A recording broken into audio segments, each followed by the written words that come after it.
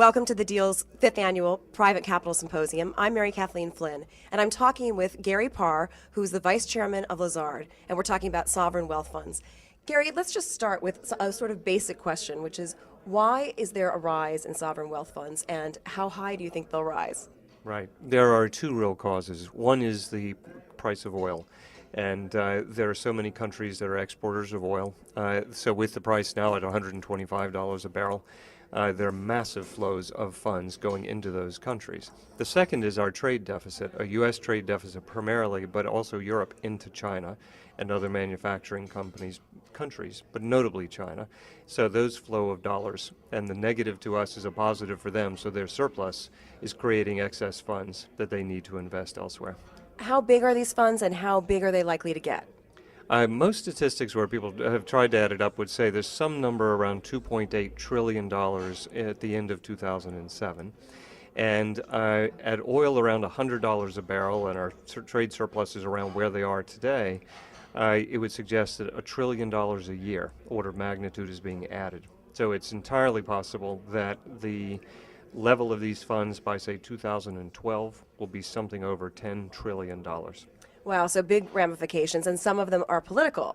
Some people are threatened by sovereign wealth funds. Could you talk about that for a moment? Yeah, it's certainly, you start with the characteristic, these funds are controlled by governments, virtually every one of them, so they are government involvement.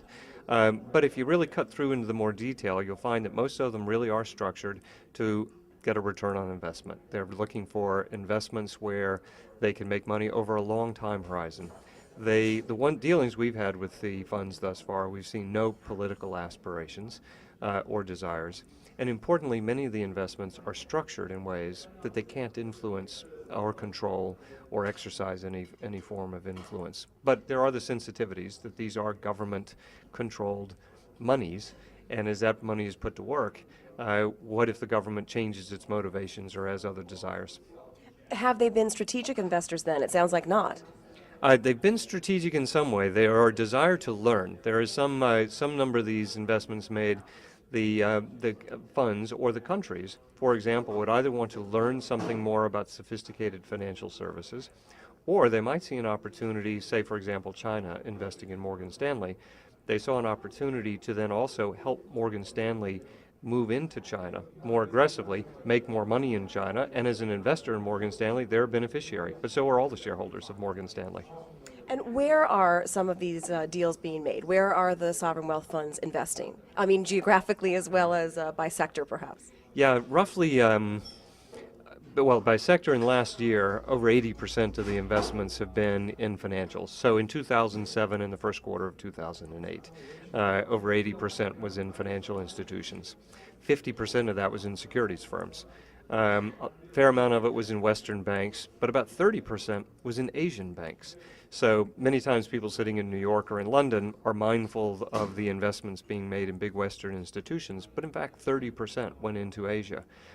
So they are investing in growth markets as well, in fact very actively. And what about here in the U.S.? Are they investing much here? They have been. The level of activity accelerated mightily in the last 6 months of 2007 with the major investments like into Citigroup, Morgan Stanley, Merrill Lynch were the big ones.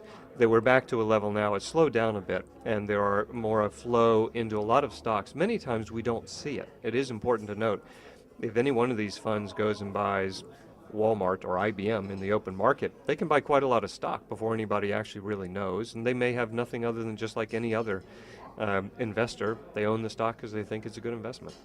And Gary, before I let you go, one last question. What's ahead for sovereign wealth funds, and what should we all be watching? Well, it's clear there's a lot more money going into the funds, so they will have money to put to work. We expect them to be investing in countries where they feel politically comfortable. They don't want backlash. They don't want to run into political friction. So countries that are, if they're sufficiently concerned and putting up barriers, the funds will go somewhere else. They are looking at an array of sectors. They will not invest as much in financials as they have in the past, but they will do it across a number of industries. And notably, we think they'll put a lot of capital to work in emerging markets, Latin America, Eastern Europe, and Asia. All right, so watch for emerging markets. Thanks to Gary Parr for talking to us about sovereign wealth funds. And thank you for watching. I'm Mary Kathleen Flynn from the Deal's Private Capital Symposium.